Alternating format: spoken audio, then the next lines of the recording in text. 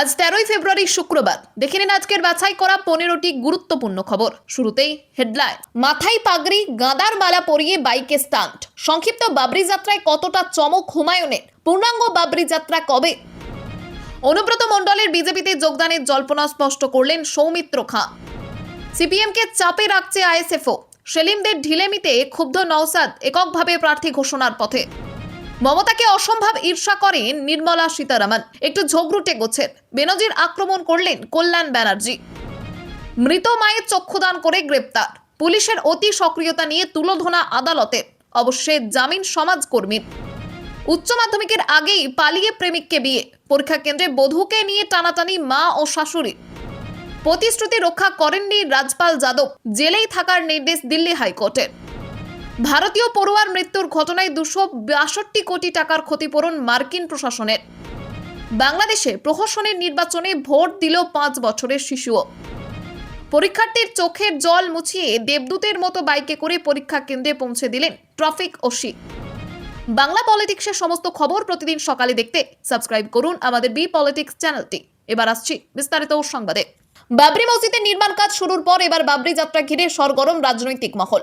Suspended Trinamool কংগ্রেসের বিধায়ক হুমায়ুন কবির পূর্ব ঘোষণা অনুযায়ী এই কর্মসূচির ডাক দেন। তবে পুলিশের অনুমতি না মেলায় পূর্ণাঙ্গ যাত্রা সংক্ষিপ্ত করতে হয়। নদিয়ার পলাশী থেকে বাইক র্যালির মাধ্যমে কর্মসূচির সূচনা করেন তিনি। বৃহস্পতিবার পলাশী মনুমেন্ট থেকে শুরু হয় বাবরি যাত্রা। প্রায় 22 কিলোমিটার পথ অতিক্রম করে মুর্শিদাবাদের বেলডাঙ্গা পর্যন্ত যাওয়ার পরিকল্পনা ছিল। অনুগামীদের সঙ্গে নিয়ে বাইক র্যালিতে অংশ নেন হুমায়ুন কবির। মূল পরিকল্পনা অনুযায়ী 100টি গাড়ি নিয়ে উত্তর দিনাজপুরের ইটাহার পর্যন্ত যাওয়ার কথা থাকলেও উচ্চ মাধ্যমিক পরীক্ষা শুরুর কারণে একাধিক জেলার পুলিশ সেই অনুমতি দেয়নি।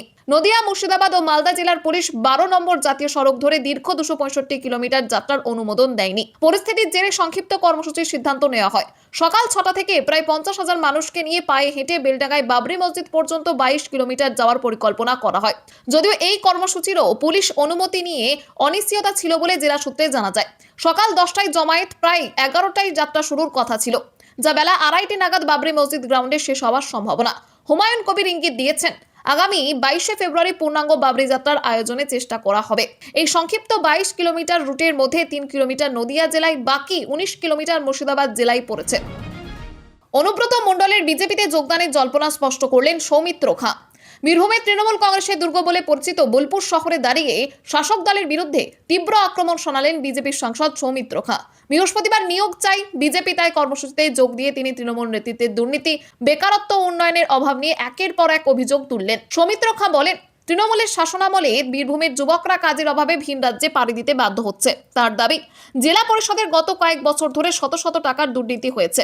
জেলা সভাধিপতি কাজল শেখ এবং পাথর ব্যবসায়ী টুলু মণ্ডলের নাম করে তিনি অভিযোগ করেন, নকল গাড়ির ডিক্লারেশন দেখিয়ে বিপুল অর্থ তোলা হয়েছে। দেউচা পাচামি প্রকল্প যদি সঠিকভাবে চালু হতো তাহলে যুবকদের বাইরে যাওয়ার দরকার পড়তো না বলেই তিনি মন্তব্য করেন। এদিনের সভায় বারবার তৃণমূলের বীরভূম জেলা কোর কমিটির আহ্বায়ক অনুব্রত মণ্ডলকে নিশানা করেন সৌমিত্র খাঁ। তিনি কটাক্ষ করে বলেন, নিজের এবং পরিবারের ভবিষ্যতের কথা ভেবে সনাতনীদের স্বার্থে বিজেপিকে ভোট দেওয়ার কথা অনুব্রত মণ্ডলের ভাবা উচিত। তবে অনুব্রত মণ্ডলের বিজেপিতে যোগদান নিয়ে যে জল্পনা চলছে সে বিষয়ে সৌমিত্র খাঁ স্পষ্ট করে দেন যে অনুব্রত মণ্ডল বিজেপিতে যাচ্ছেন না। তার কথায় এমন কোনো সম্ভাবনা নেই। প্রসঙ্গত উল্লেখ্য, গরু চুরির মামলায় দীর্ঘদিন জেলে ছিল অনুব্রত মণ্ডল। 2024 সালের সেপ্টেম্বরে জেল মুক্তির পর তিনি দলে কোনো বড় পদ পাননি। জেলা সভাপতির পদও হারিয়েছেন। বর্তমানে বীরভূমে তৃণমূলের কোর কমিটি চলছে, সেখানে কাজল শেখেরও একক আধিপত্য নেই। জেল থেকে বেরিয়ে অনুব্রত একবার বলেছিলেন, পদের মায়া করি না, পদ না পেলে অম্বল হয়ে যাবে এমনটা নয়। সম্প্রতি এসআইআর নিয়েও তিনি সরব হয়েছেন। এছাড়া মুর্শিদাবাদ প্রসঙ্গে বক্তব্য রাখতে গিয়ে সৌমিত্র খাঁ বাবরি মসজিদ নিয়ে মন্তব্য করেন। তিনি বলেন, মসজিদ নির্মাণে আপত্তি নেই, শুধু আপত্তি নাম নিয়ে। একই সঙ্গে হুমায়ুন কবিরের তৃণমূল উৎখাতের সংকল্প বজায় রাখার আহ্বান জানান তিনি। সব মিলিয়ে বোলপুরের এই সভা থেকে দুর্নীতি, বেকারত্ব ও উন্নয়নহীনতার অভিযোগ তুলে তৃণমূলের বিরুদ্ধে বিজেপির রাজনৈতিক আক্রমণকে আরও তীক্ষ্ণ করে তুললেন সৌমিত্র খাঁ। যদিও অনুব্রত মণ্ডলের বিজেপিতে যোগদানের গুজবকে একেবারেই নস্যাৎ করে দিলেন। সিপিএমকে চাপে রাখছে আইএসএফও। সেলিমদের ঢিলেমিতে ক্ষুব্ধ নওশাদ এককভাবে প্রার্থী ঘোষণার পথে। পশ্চিমবঙ্গে বিধানসভা নির্বাচনের মুখে বামফ্রন্টের মধ্যে আসন বন্টন নিয়ে জটিলতা বাড়ছে। আইএসএফকে কত আসন দেওয়া হবে তা নিয়ে চূড়ান্ত সিদ্ধান্ত হয়নি। ফলে শরিকদের মধ্যে ক্ষোভ বাড়ছে এবং বামফ্রন্টের সিদ্ধান্তে দেরি হওয়ায় আইএসএফ চলতি সপ্তাহ পর্যন্ত অপেক্ষা করে কয়েকটি আসনে নিজেদের প্রার্থী ঘোষণা করার বার্তা দিয়েছেন। সূত্রের খবর, ক্যানিং পূর্ব ও পশ্চিম দুটি আসনে আইএসএফ প্রার্থী দেবে। ভাঙড়ে নওশাদ সিদ্দিকী নিজেই সম্ভবত প্রার্থী হচ্ছেন। এতে সিপিএমকে চাপে ফেলেছে বলে রাজনৈতিক মহল মনে করছে। বামফ্রন্টের অন্য শরিকরাও ক্ষুব্ধ।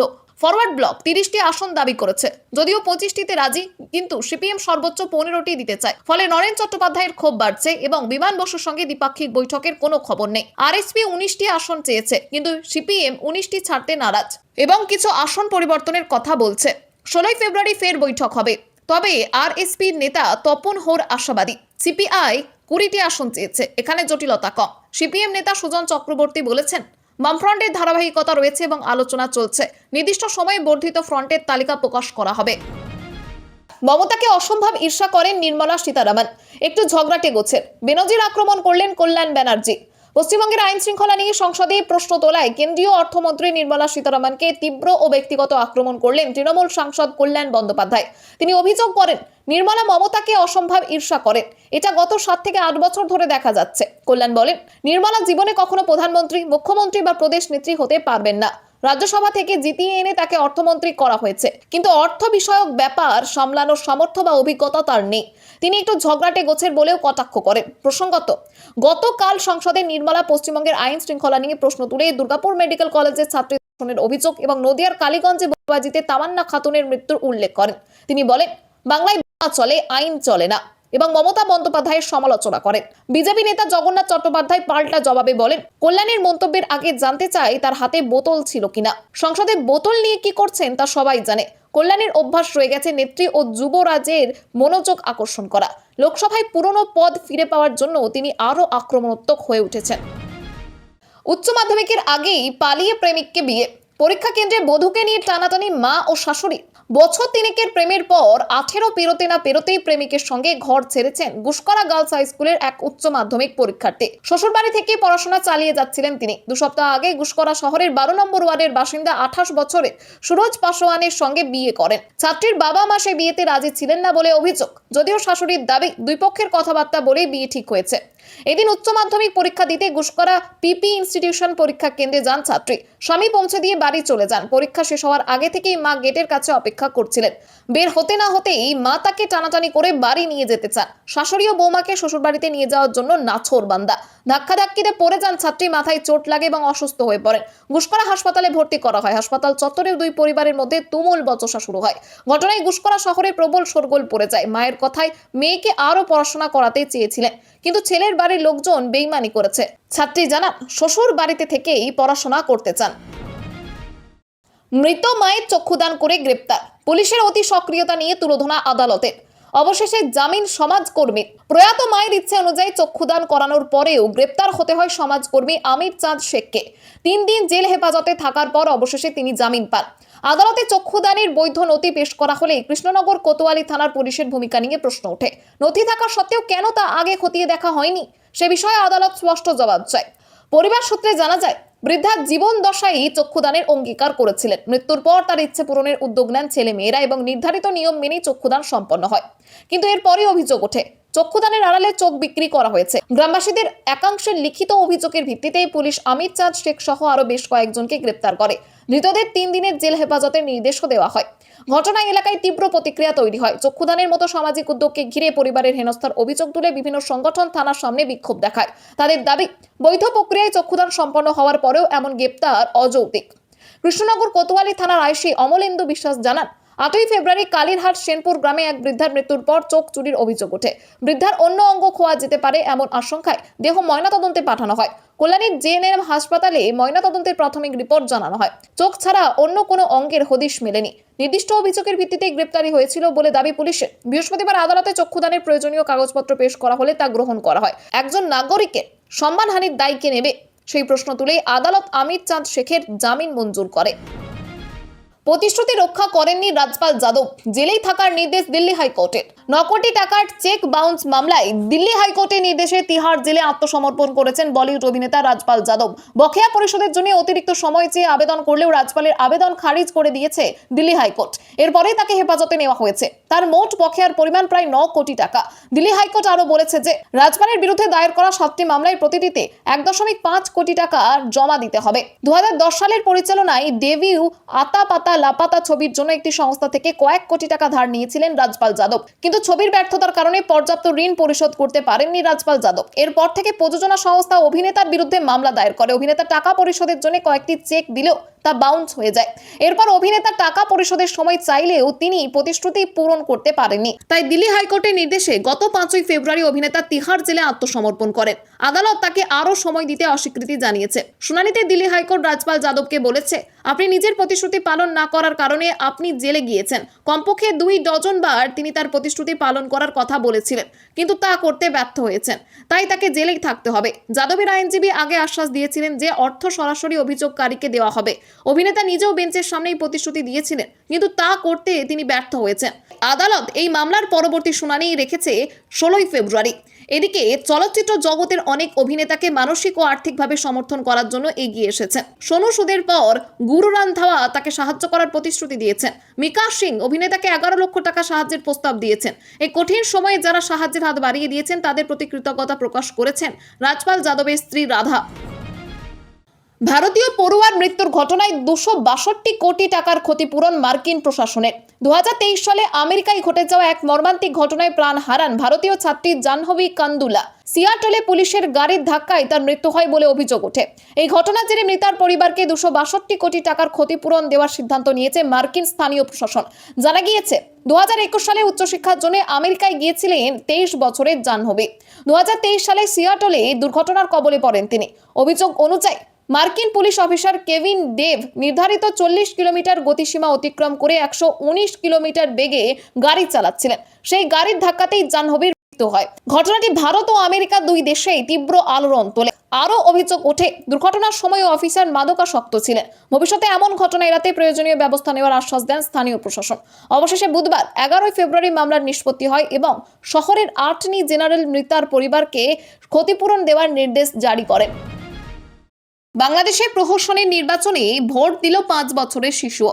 বাংলাদেশের নির্বাচনের নামে বৃহস্পতিবার দিনভর যা ঘটেছে তা নিয়ে শুরু হয়েছে তীব্র বিতর্ক।